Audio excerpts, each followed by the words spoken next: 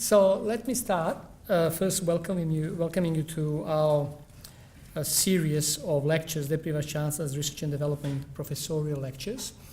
As most of you probably already know, but those that don't, we've established a monthly lecture by our new professors, relatively new because some of them are appearing after almost a year of being with us, but it's a new scheme and there are a number of new professors that we have recruited who are strategically adding value to the fabric of Swinburne's research. Today is really about research, and the professorial lecture is about introducing Professor Andrew Gunstone to the broader university community, about his work, about his research, about his thinking, about what makes him tick, what excites him in his chosen field of expertise in which he professes. Andrew is the inaugural Executive Director for Reconciliation, Strategy and Leadership at Swinburne and also Professor of Indigenous Studies at Swinburne University. Andrew is an accomplished researcher. He's got an excellent research track record in terms of publications, research grants, and really driving the scholarship associated with Indigenous Studies, and very passionate about it. Within the 12 months that he's been here, he's been instrumental in launching the Indigenous Studies teaching grants, research grants, galvanizing the community around this area of scholarship, and which is important to us, and it's an extension almost of our Swinburne research activities and part of our Swinburne research and innovation strategy, because the strategy is driven by impact. The front page and every page of that strategy, if you look, mentions and emphasizes the importance of creating economic and social impact. This is really about impact and driving impact at Swinburne through scholarship. So I'm also even more pleased that Andrew has carried with him or transferred with him a ARC linkage grant when he arrived, because that's what we like to see. I've been very fortunate to work with Andrew in the last couple of months on two new schemes that we are from Swinburne Research strategically funding, and one is the Supra Indigenous Studies Scholarship, and the other one is Indigenous Research Fellowship, which is this will be annual events, annual commitments, and that is a very, very important sign of how we support and drive impact in collaboration with Andrew and his team. And in particular, recently, I think last week or the week after, we were interviewing the candidates for the Indigenous Research Fellowship, and that was fantastic, and we've selected an amazing research fellow. I was just saying a minute ago that if every research fellow we recruit was like that, we are really going places. We're really going places. So on that note, Andrew, welcome to the podium and looking forward to your lecture. Thanks, Alex.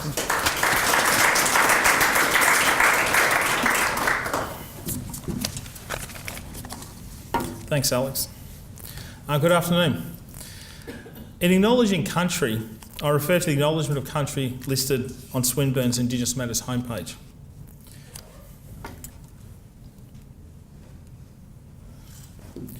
We respectfully acknowledge the Wurundjeri people and their elders past and present, who are the traditional custodians of the land on which Swinburne's Australian campuses are located in Melbourne's east and outer east.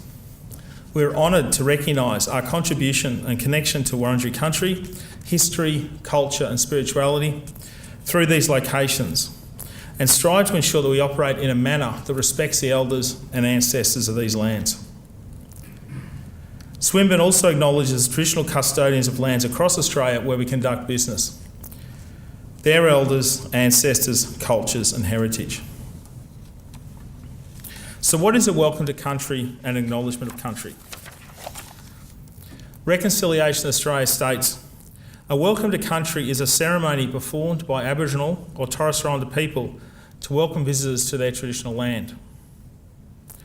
It can take many forms, depending on the particular culture of the traditional owners.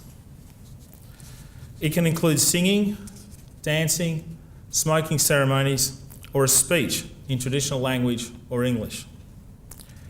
Protocols for welcoming visitors to country have been a part of Aboriginal and Torres Strait Islander cultures for thousands of years.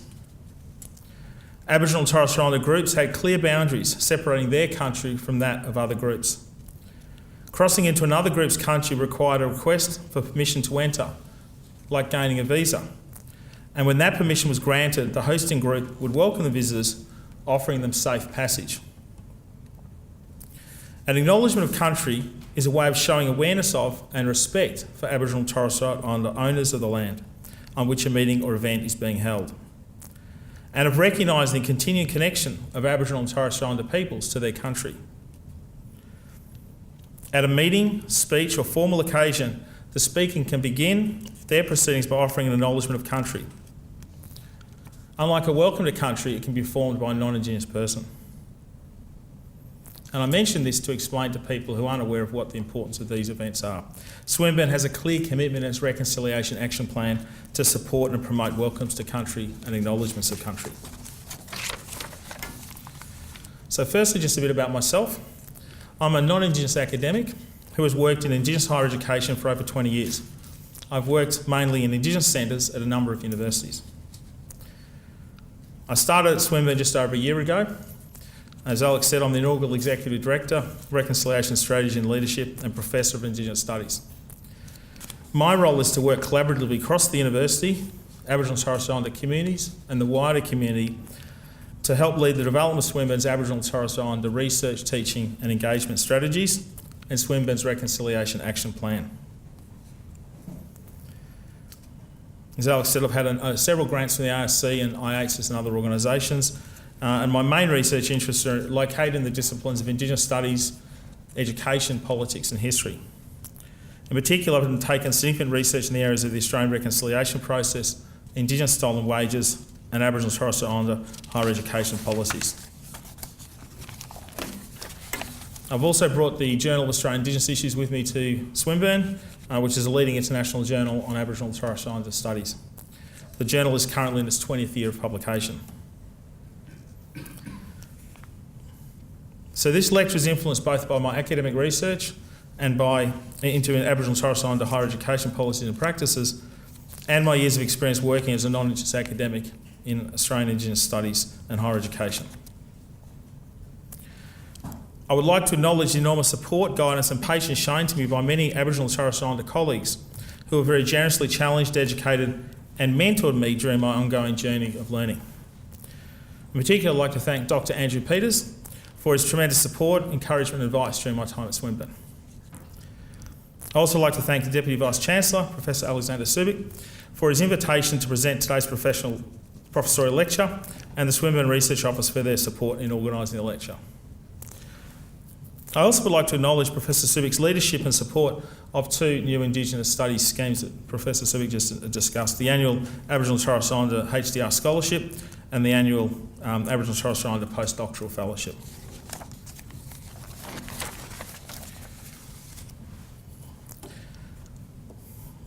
Over many decades, the Australian higher education sector has failed to address the educational needs of Aboriginal and Torres Strait Islander peoples. In the past 25 years, many academic papers and government reports have comprehensively argued that Aboriginal and Torres Strait Islander people face substantial educational disadvantage in the higher education system and have provided a number of recommendations to address this educational disadvantage. In this lecture, I will briefly discuss 7 key interrelated factors consistently identified in the literature as being essential in enabling the sector to address Aboriginal and Torres Strait Islander educational aspirations. Also in this lecture, I'll employ a triangulation approach involving qualitative and quantitative analyses, which illustrates, despite some isolated achievements and improvements, the higher education system is still failing to address these factors. First, I'll look at a statistical snapshot of Aboriginal and Torres Strait Islander higher education. I'll then analyse several practices of whiteness, and then I'll discuss my longitudinal research on university governance and strategic plans. So here are the 7 key factors. Governance. Universities need to recognise the disempowerment of Aboriginal and Torres Strait Islander peoples in universities and genuinely engage with Aboriginal and Torres Strait Islander people in developing appropriate governance and self-determination mechanisms. Culture. Universities need to implement compulsory cultural competency training for their staff and students that should address individual and institutional racism, analyse practices of whiteness in universities, and interrogate complex concepts such as culture, power, language and identity. Aboriginal and Torres Strait Islander employment. Universities need to address the very low numbers of Aboriginal and Torres Strait Islander staff in the sector through affirmative action policies, broadening the range of positions and supporting Aboriginal and Torres Strait Islander staff, particularly regarding cultural safety issues. Aboriginal and Torres Strait Islander students. Universities need to provide pathways to enable many more Aboriginal and Torres Strait Islander people to access university and to provide academic, cultural and personal support to Aboriginal and Torres Strait Islander students across all university areas. Engagement. Universities need to engage with the local Aboriginal and Torres Strait Islander communities on whose land the university campuses are located, and also with wider state and national Aboriginal and Torres Strait Islander communities to address a whole range of issues including governance, teaching and research. Teaching and learning. Universities need to negotiate with Aboriginal and Torres Strait Islander peoples regarding implementing Aboriginal and Torres Strait Islander knowledge, curriculum and pedagogy throughout the university, and removing curriculum that excludes Aboriginal and Torres Strait Islander cultural and academic knowledge. And the seventh is research. Universities need to engage with Aboriginal and Torres Strait Islander people regarding research concerning them and utilise Aboriginal and Torres Strait Islander research methodologies, support Aboriginal and Torres Strait Islander researchers and promote ethical Aboriginal and Torres Strait Islander research. There is not enough time in this presentation to discuss these 7 interrelated factors in more depth, but I'll list a few academic papers and government reports, and this will be put on our homepage so you'll be able to see more in-depth analysis of these seven particular items. These 7 factors incidentally form the basis for the actions and targets contained in Swinburne's Reconciliation Plan, our second plan, which will be launched this year in National Reconciliation Week. So don't try to write all this down, but I've got a whole list of just examples of papers here. There's a number of, the Karen Martin paper is a seminal paper regarding research engagement and the role of non-Indigenous researchers. Again, this will be up on the slides. Now, I could have put up many more than these are just 10 that I've picked. Linda Smith, Maori academic, is also a really important work there on Indigenous research methodologies. And whilst there's a lot of academic articles and books, there's even more government reports. The first document there, the National Aboriginal and Torres Strait Islander Education Policy, was the first national policy that looked at a range of Aboriginal and Torres Strait Islander education issues ranging from early childhood right through to higher education.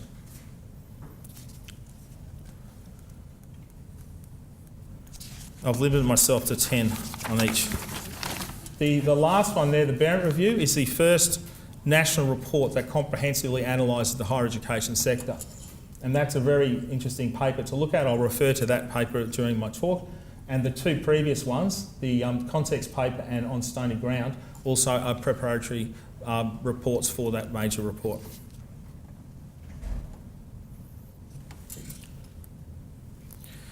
Okay, so this section provides a statistical snapshot of the significant levels of disadvantage experienced by Aboriginal and Torres Strait Islander people in the higher education sector.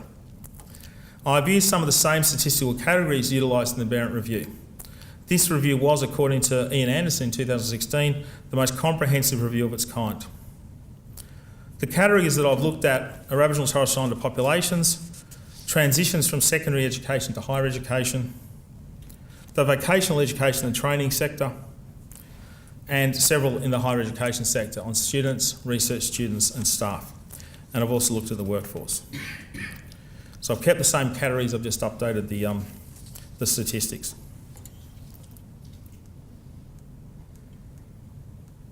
So in population, now you can have a dozen statistics for each one of these areas, but these are a couple I've chosen. So the working age population, 15 to 64. This is from the last census, we haven't got the detailed information from the 2016 census. In 2011, Aboriginal and Torres Strait Islander people comprised 5.3% of the Australian working age population. Now that's an important statistic to remember when we go and look at the number of Indigenous students in higher ed and the vet sector.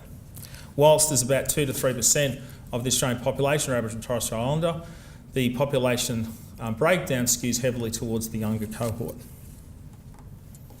Locality. In 2011, a much higher percentage of Aboriginal and Torres Strait Islanders lived in regional or remote, very remote areas, 43.8% and 21.4% respectively, than did non-Indigenous people, 27% and 1.7% respectively. That's why when the Commonwealth Government has their Higher Education Participation Program funding, the HEP project funding, a lot of that funding needs to be put towards Indigenous support, because Indigenous people are very heavily overrepresented in the remote areas.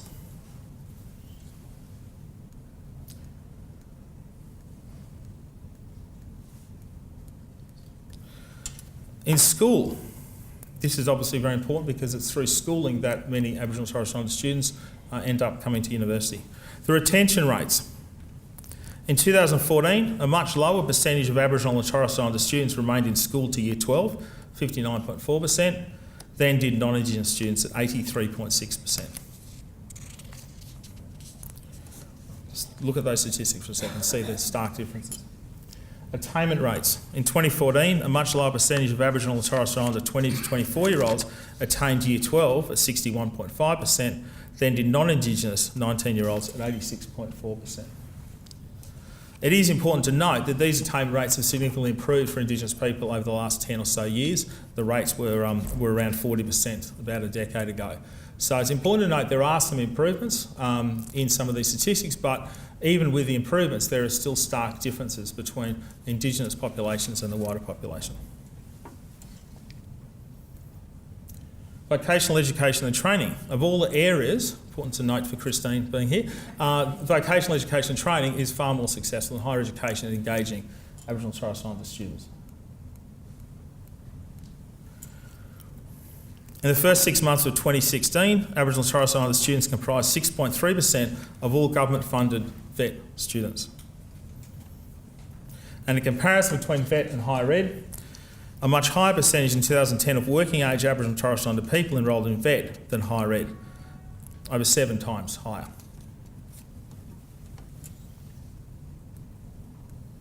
So higher education for students. Participation rates, let's compare those to the VET sector. In 2015, Aboriginal and Torres Strait Islander students comprised just 1.5% of all higher education domestic students. Gender participation. In 2016, 66% of Aboriginal and Torres Strait Islander higher education students were female, compared to 56% for all students.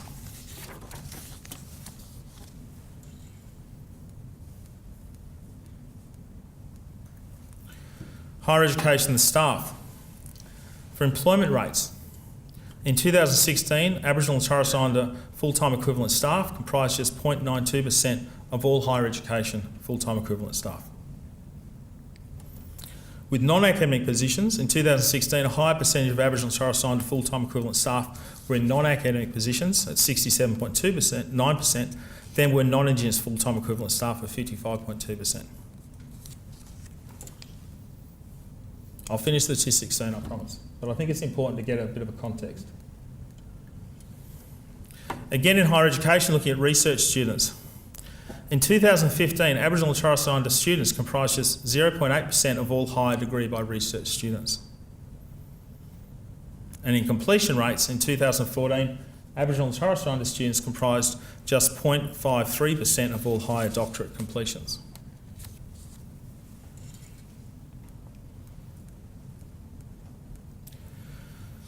And workforce, so the transition from higher education out to the workforce. Labour force rates. In 2014, the percentage of Aboriginal and Torres Strait Islander people aged 15 years and over who participated in the labour force was just 58%. And the unemployment rates in 2014-15, the percentage of employed Aboriginal and Torres Strait Islander people aged 15 years and over, the unemployment rates was 46%.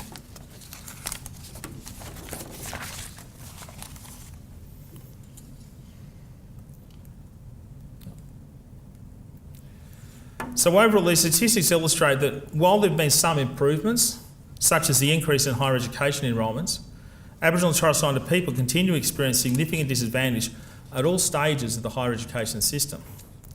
Aboriginal and Torres Strait Islander people are much less likely than non-Indigenous people to complete Year 12 or secondary education, to participate and complete higher education, to work in higher education institutions, to be undertaking or completing higher degree by research studies, or to be participating in the labour force.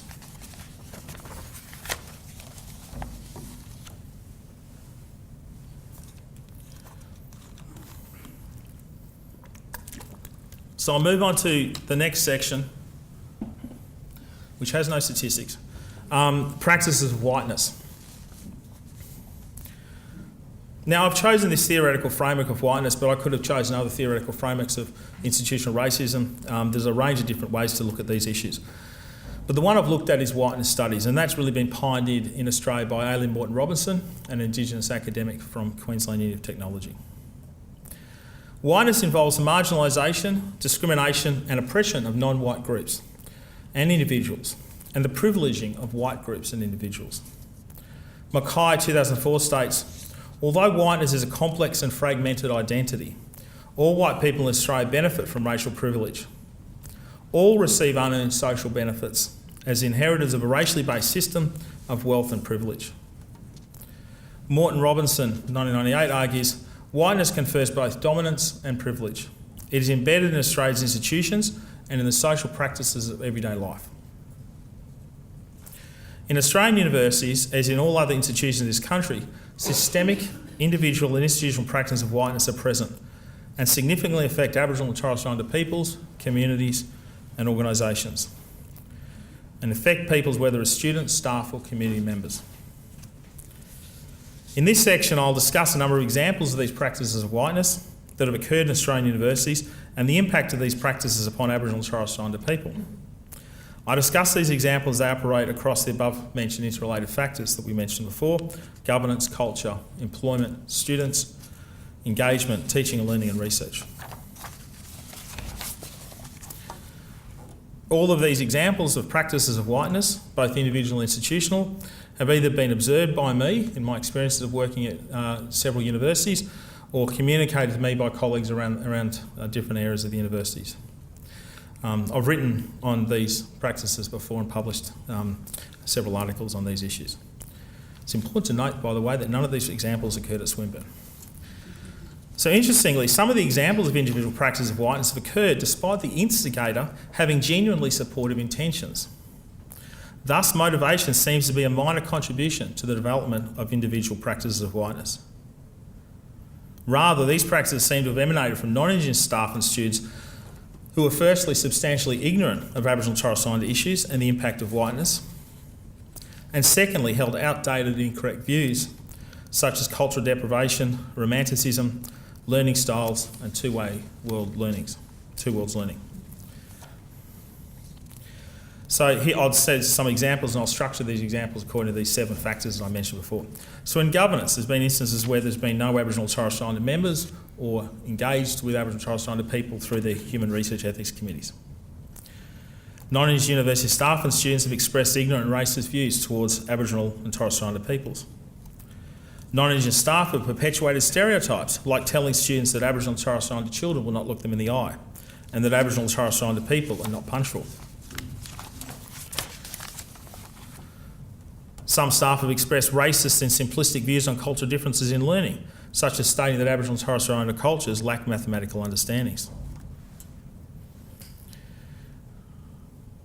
A non-Indigenous staff member once advised a non-Indigenous student not to study Aboriginal and Torres Strait Islander studies unless the student wanted to work in the Northern Territory, quote, where the Aborigines live, unquote. In regards to employment issues in Aboriginal and Torres Strait Islander staff, Aboriginal and Torres Strait Islander staff have on occasion not had their cultural, academic, discipline knowledge acknowledged and valued in their performance and promotion reviews. University workplace policies have failed occasionally to recognise the substantial and invaluable community involvement work of Aboriginal and Torres Strait Islander staff. A senior non-Indigenous staff member questioned why the university should fund an ongoing position for an Aboriginal and Torres Strait Islander academic, as not many students were studying Aboriginal and Torres Strait Islander studies. The assumption being that Aboriginal and Torres Strait Islander staff only teach Aboriginal and Torres Strait Islander studies, which is news to me given I have many colleagues around the country, Indigenous colleagues who are teaching in a very wide variety of academic disciplines. In regards to Indigenous students, and I've seen a lot of examples of this, having worked at a number of Indigenous centres over the last 20 years, A non-Indigenous academic once requested within a large class setting for any Aboriginal and Torres Strait Islander students to stand up and identify themselves, and then interrogated the students about their indigeneity. Another occasion was another non-Indigenous academic, again in a large class setting, identified an Aboriginal student and asked them to stand up so the class could acknowledge the student. In the same class, the academic did not identify another Aboriginal student of fair complexion as being Aboriginal. In all these cases, the academics later claimed that they were trying to encourage the students. However, that didn't stop, of course, the feelings of hurt that many Indigenous students have discussed with the Indigenous units.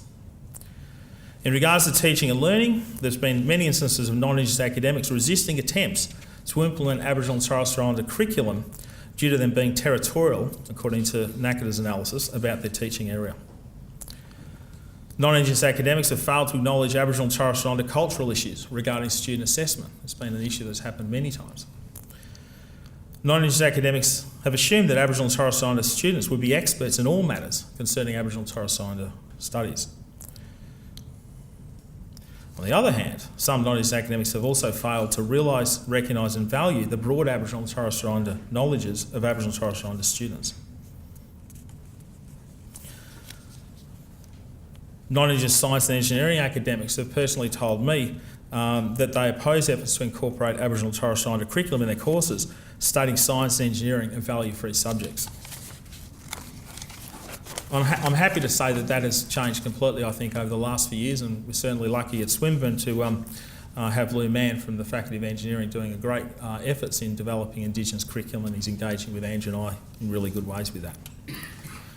With research, non-Indigenous academics have developed research projects concerning Aboriginal and Torres Strait Islander issues with a complete absence of negotiations with Aboriginal and Torres Strait Islander researchers concerning the project. I've sat on a number of human ethics committees and I've seen a lot of these practices. Non-Indigenous academics have sometimes involved Aboriginal and Torres Strait Islander researchers in their project, predominantly to obtain funding. But however, after obtaining funding, these academics have consequently marginalised the Aboriginal and Torres Strait Islander researchers from further involvement in the research project. And many non-Indigenous academics, HDR and honours students have submitted ethics proposals regarding Aboriginal and Torres Strait Islander research, having conducted no consultations or completely inadequate consultations with Aboriginal and Torres Strait Islander people. Now, whilst these are a range of individual examples, they build up a picture of the systemic practices of whiteness that are occurring in many areas of university life. There have been some improvements at Australian universities over the 2 decades, such as increase in support amongst non-Indigenous staff for reconciliation. However, the continuing prevalence of these practices of whiteness illustrate the higher education sector is still failing to address the educational needs of Aboriginal and Torres Strait Islander peoples.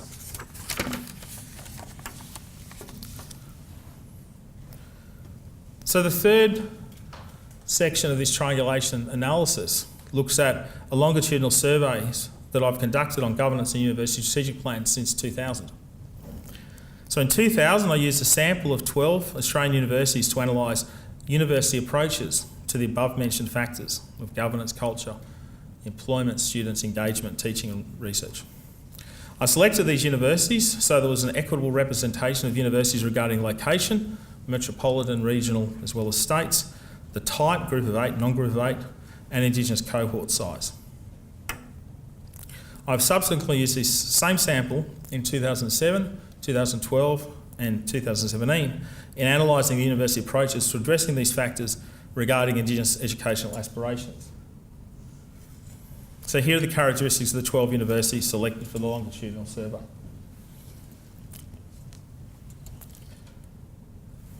This slide illustrates the number of Aboriginal and Torres Strait Islander students at each of the 12 universities. So in 2000 there were 3 universities with under 100 students, 6 between 101 and 200, 3 between 201 and 300.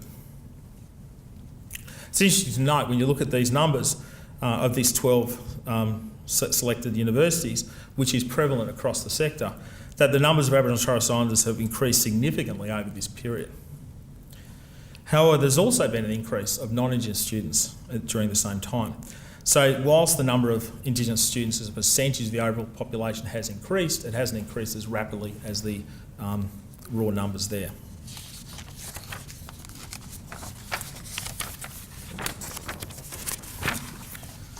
In analysing the approaches to addressing these factors of these 12 selected universities, I predominantly drawn on the strategic plans of the universities.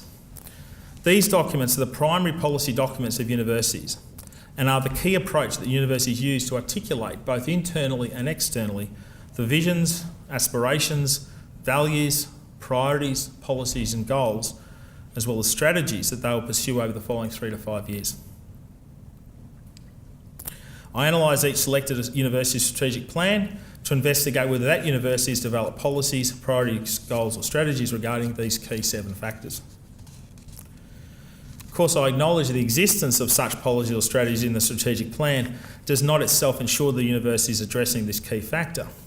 However, the existence of these policies does indicate if the university has at least articulated its commitment to addressing these factors. Further, if the university does not refer to a vision, policy or strategy regarding its approach to these factors in the strategic plan, this indicates either the university has no such policy or strategy, or if it does, it deems it not at that high level that's required to be included in its most important plan. Anderson 1998 argued the absence of a particular issue within a university's strategic plan strongly suggests the university could be more committed to actually addressing that issue.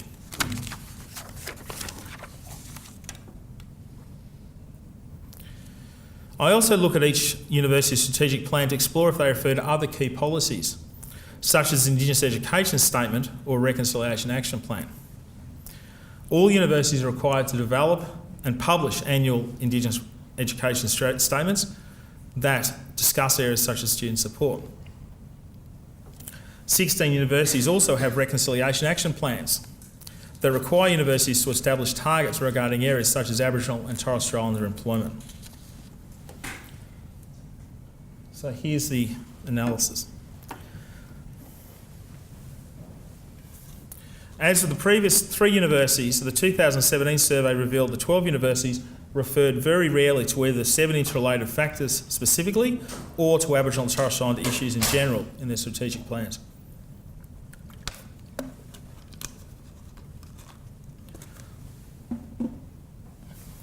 However, the 2017 survey continued a trend from the previous surveys of a gradual increase in the number of mentions of Aboriginal and Torres Strait Islander issues in the plans. In particular, there was a significant increase in the number of strategic plans that referred to the factors of teaching, engagement and students. But of critical importance really there is the 2017 survey though showed that all 12 universities again failed to refer to Aboriginal and Torres Strait Islander governance in their strategic plans.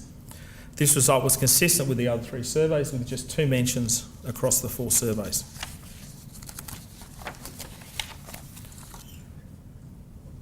Only one of the 12 universities surveyed in 2017 mentioned in their strategic plan that they had an Indigenous Education Statement or Reconciliation Action Plan. This is a similarly poor result to that obtained in the 2000 and 2007 surveys, both of which had just 1 university referred to either of these documents. Interestingly, in 2012, 5 referred to the documents. One improvement in the 2017 survey was all universities referred to Aboriginal and Torres Strait Islander issues in their strategic plans. This is a significant advance from the previous 3 surveys. I also investigated the university's approaches to Aboriginal and Torres Strait Islander governance by analysing the involvement of Indigenous people in university governance. I did this through 2 methods. First, I investigated the number of Aboriginal and Torres Strait Islander people who are members of key university committees, including university councils and academic boards, and also very relevant committees such as human research ethics committees.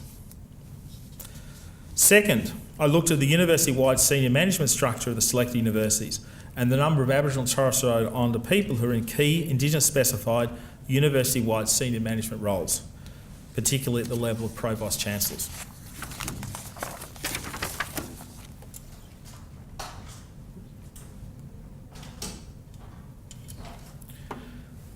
The 12 selected universities surveyed in 2017 fared poorly when I analysed the involvement of Aboriginal and Torres Strait Islander people in university governance. There were few Aboriginal and Torres Strait Islander identified positions on the university's key committees. An identified position means a position reserved for an Aboriginal or Torres Strait Islander person, often the director of the Indigenous centres. Thus, an Aboriginal or Torres Strait Islander person elected to a committee from a staff election, which does occur, although it's rare, is not in itself an Aboriginal and Torres Islander identified position. Consequently, university committees do not maintain Aboriginal and Torres Islander representation in these cases, as the position is and membership is individual based rather than position based. None of the 12 universities had identified positions for Aboriginal and Torres Islander people on their main university governance committee, the University Council. A better result occurred in relation to the key academic committee of the university, with 7 universities identifying Aboriginal and Torres Islander positions on their academic boards. These positions were mainly allocated to the directors of the Indigenous centres. In relation to the Human Research Ethics Committees, which manage staff and student research in universities, a key committee for Aboriginal and Torres Islander research, there were 7 universities with Aboriginal and Torres Islander identified positions on these committees. So these 2017 results for University Council Academic Board replicated the poor results from the previous surveys.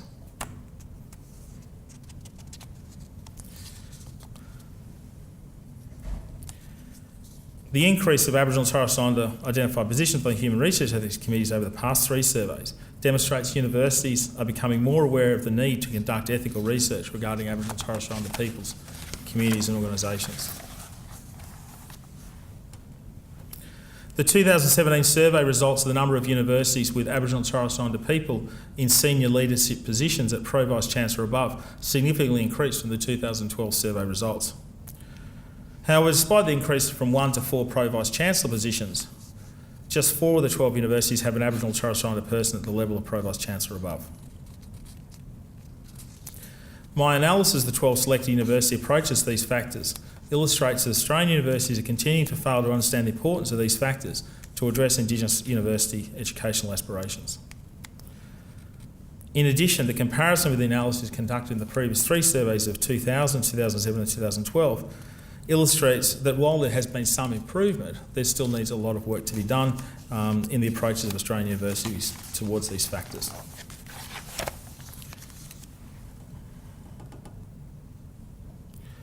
So in summary, for more than 2 decades, government reports and academic papers have consistently identified several factors: governance, culture, employment, students, engagement, teaching and research that universities need to address in order to meet the educational needs of Aboriginal and Torres Islander peoples. However, the universities have largely been unsuccessful in addressing these factors and have consequently substantially failed to address Aboriginal and Torres Islander higher education disadvantage. Universities need to consult and negotiate with Aboriginal and Torres Islander staff, students and communities concerning this failure. Only through such a process can universities address these factors and ensure they become genuinely responsive to the educational aspirations of Aboriginal and Torres Islander people. Thank you.